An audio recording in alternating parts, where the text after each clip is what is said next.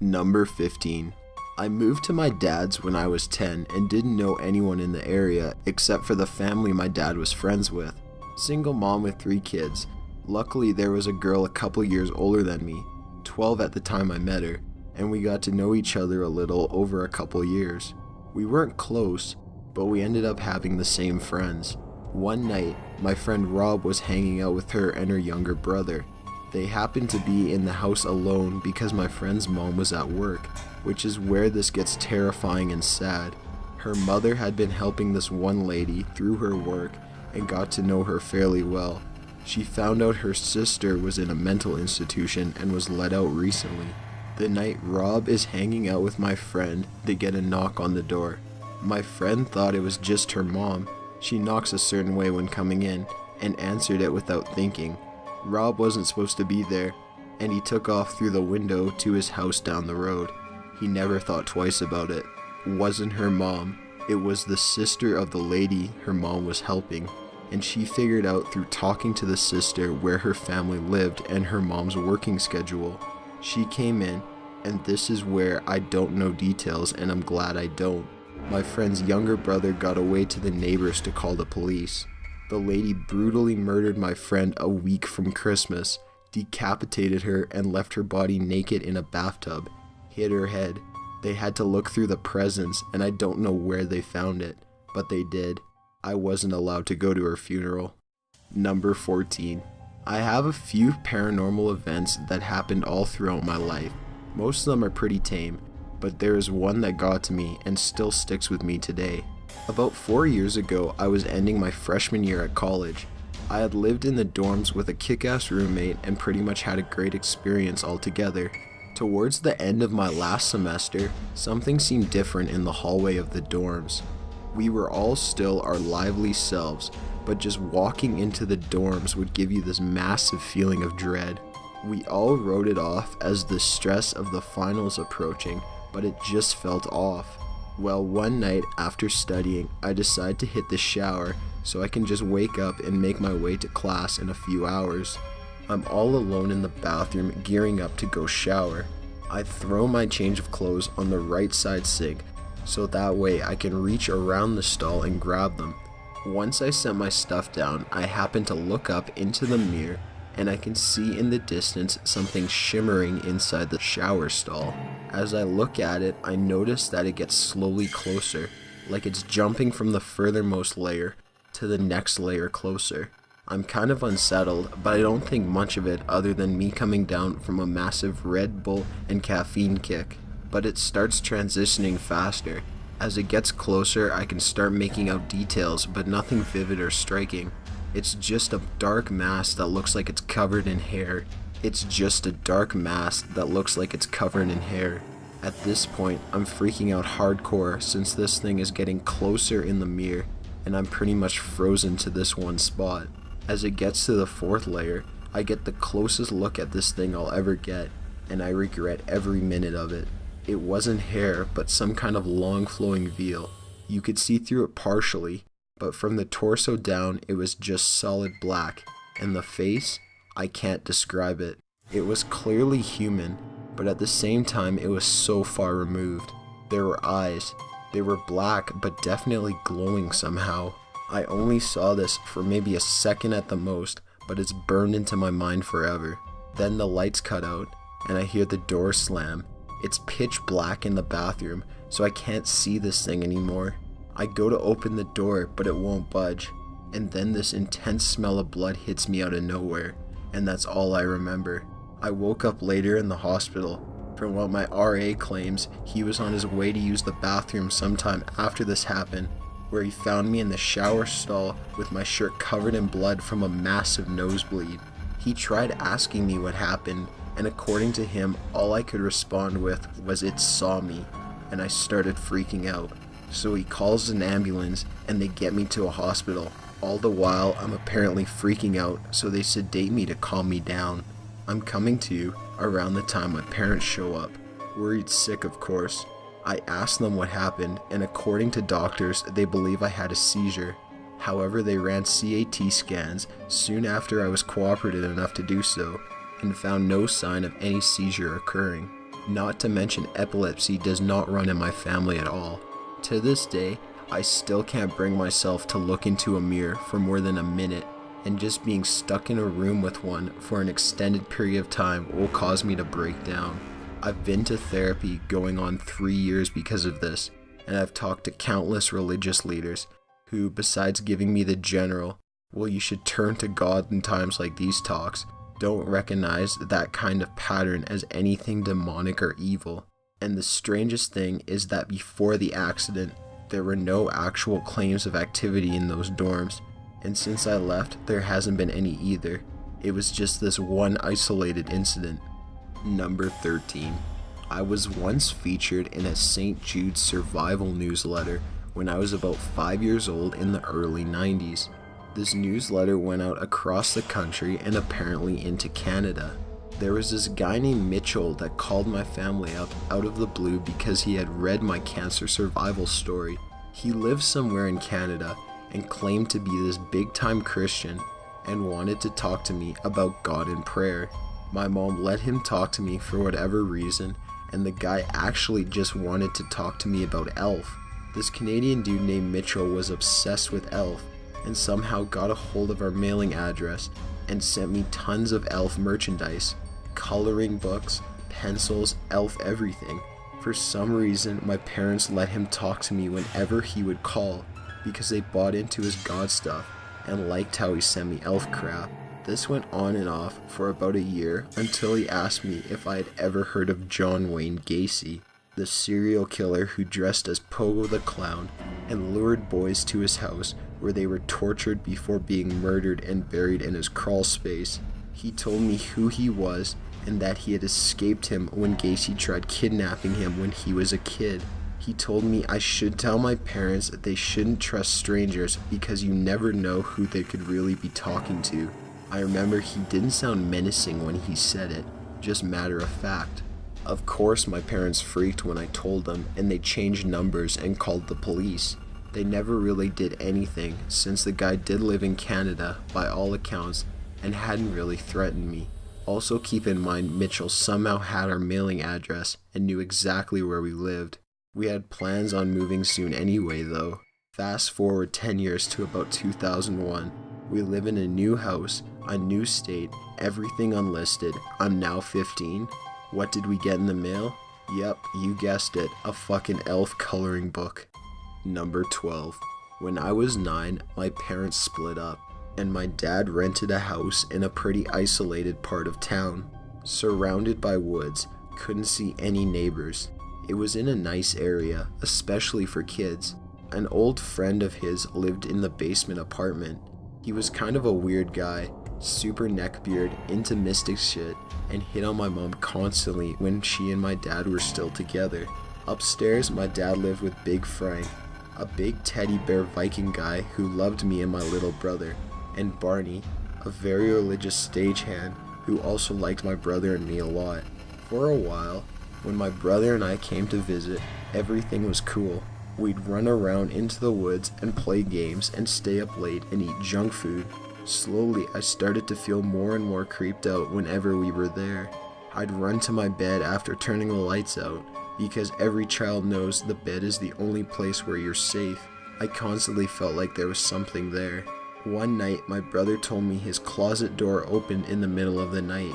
We didn't tell Dad, probably because he wasn't very good at listening to us back then, and we knew he couldn't take us seriously. Instead, we told Barney. Barney said he'd felt something evil in the house and he'd do something about it. When everyone else left the house, Barney sprinkled some holy water around, lit some candles, and said a few prayers. The house felt much less scary when we got back that evening, but it went right back to being creepy and awful by the next weekend. Until Dad moved out 5 years later, we just put up with it and pretended not to be scared. It's easy enough to put up with something creepy for a couple days at a time as long as nothing actually happens. A couple summers ago, I moved in with Dad and Stepmom. He got married a year after moving out of the house. One beautiful evening, we were sitting around playing a game and having a few beers when my stepmom brought up that house and how filthy it was because a bunch of bachelors lived there. We all laughed and talked about the old roommates and wacky things that happened while they lived there. Then I said, bro and I were sure that place was haunted or something. He says his closet door opened in the middle of the night. I never saw anything weird, but God, that place was creepy. My dad nodded and said, yeah, there was some kind of evil presence there. I never told you kids this, but I was pushed down the stairs a few times while going to the basement for laundry. And there was this one time I went into the kitchen and all our knives were stuck in the ceiling. Number 11. This is the late 80s, early 90s. I was around 6 or 7 years old. I am at home with my sister who is 14 or 15 at the time. We grew up in a small Texas town. Everyone knows everybody. We are home alone this particular night, and my folks let my sister babysit me frequently. We always got along due to our age gap. Anyway, it's about 8 p.m. in the winter. Deserts get pretty damn cold. So it is dark and we are in the common room since that is where the TV was. Watching 60 Minutes or 48 Hours or Hard Copy or some shit. Those 1-hour news pieces on CBS that chronicle large crimes in depth. Trafficking, murders, kidnapping, and the like. Basically a gritty Lifetime special. This one was a typical story. Guy next door that was quiet went on a rampage in his next door neighbor's house, mutilating them and kidnapping their young daughter. Well, the thing about our house common room is the door leading to the backyard was a large glass door on a wall of floor to ceiling windows. Nothing but blackness beyond it unless you have the backlight on. We did not. The front door is on the other side of the room with a small entryway. This is a solid door, so you cannot see what is beyond it, with a glass storm door on the outside of it. About 45 minutes into the show, they're talking about the ongoing manhunt for this crazy guy, and bam, bam, bam, front door bangs like crazy. We jump the fuck up and scream like banshees. Dead silence now.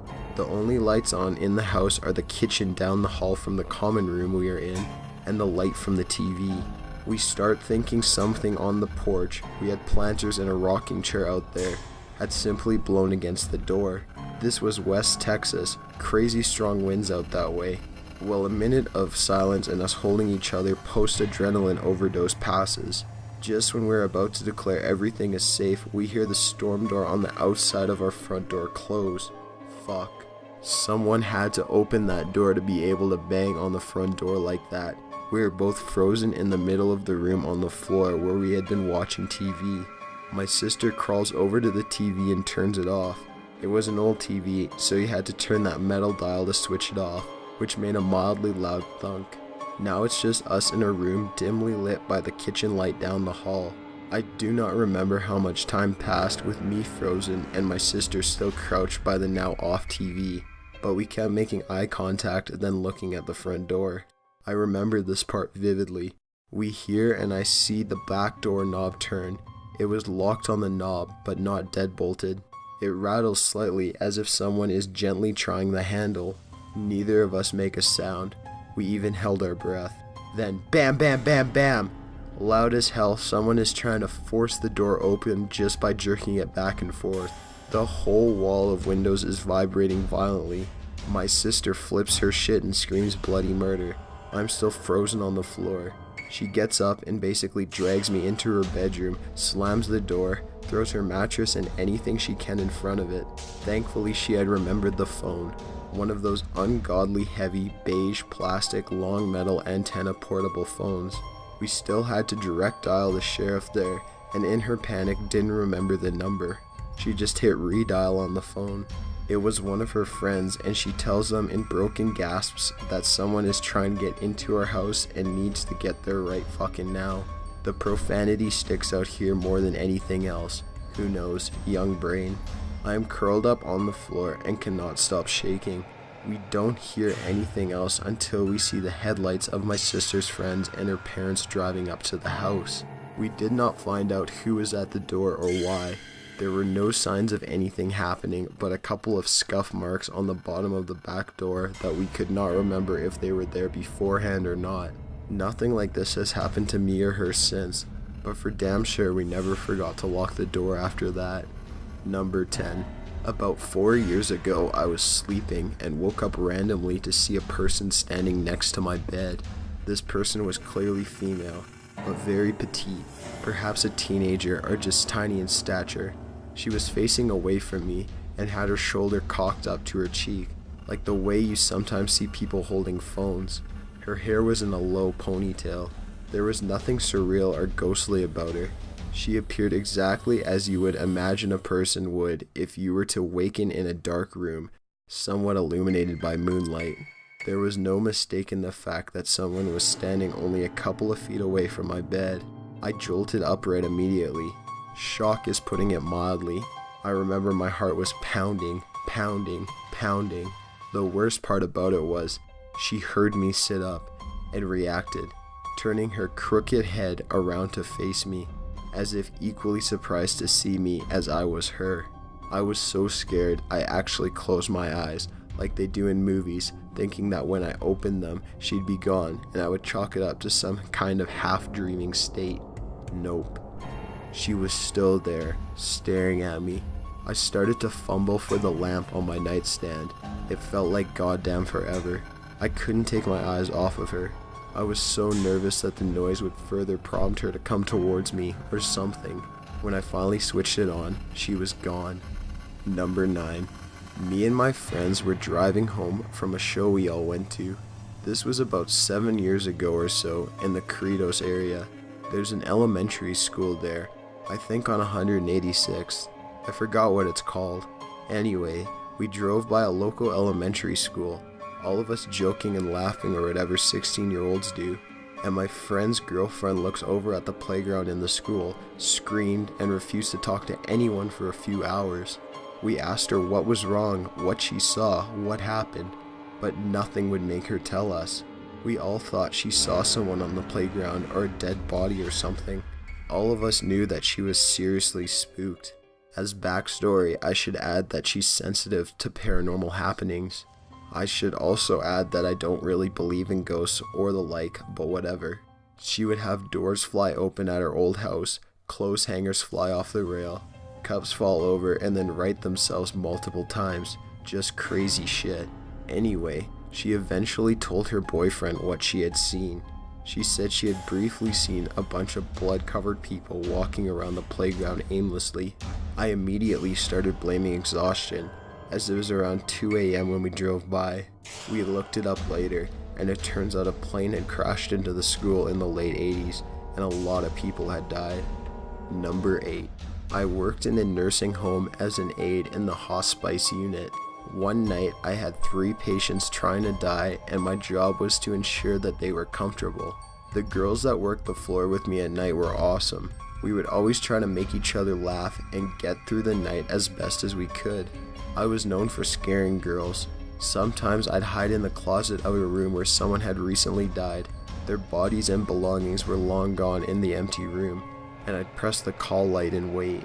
The girls would come in and hastily shut it off, but I'd always jump out and scare the shit out of them. One night, I was in the nurse's station filling out a report since I had to give a patient some narcotics when an aide rushed in.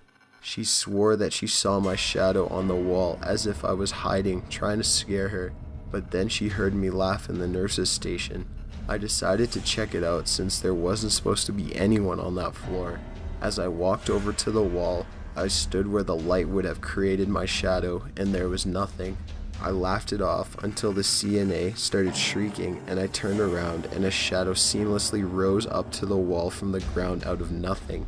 I just stared at it and said, "Oh, for heaven's sakes, is that the best you got?" and walked back to the nursing station. A while later, I had to do rounds. As I walked towards a patient's room, I heard 3 knocks on the door that led outside to the patio by their room, and I saw an older gentleman dressed in all black. I couldn't let him in because I didn't have the access code, so I told him to hold on for a moment and I would get the nurse to let him in. When she and I returned to the door, he was gone. She went outside and we couldn't find him, so I continued to the patient's room to check on him. Blood everywhere, and the patient is on the floor bleeding. He had tried to get up, it appears, and flopped around a bit in his blood trying to get up. The nurse lifted him back into the bed and we cleaned him up.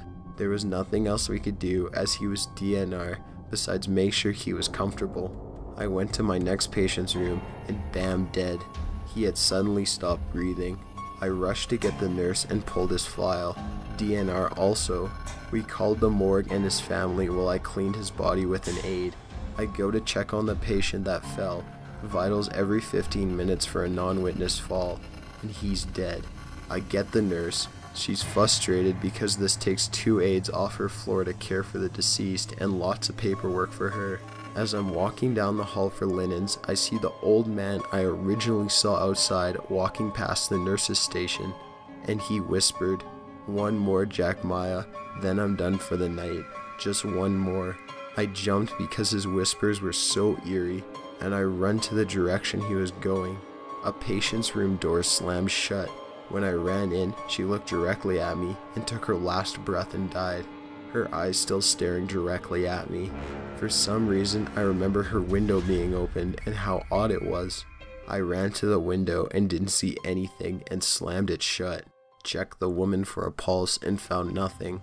The nurse had followed me and saw exactly what I saw and heard the voice whisper as I did.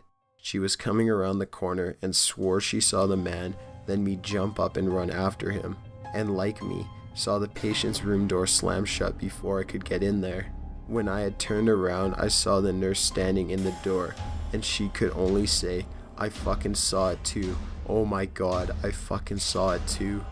Click here to watch part 2. The link is also in the description below. Got an idea for a top 15 list? Be sure to leave it in the comments below. Be sure to subscribe for future videos. Thanks for watching.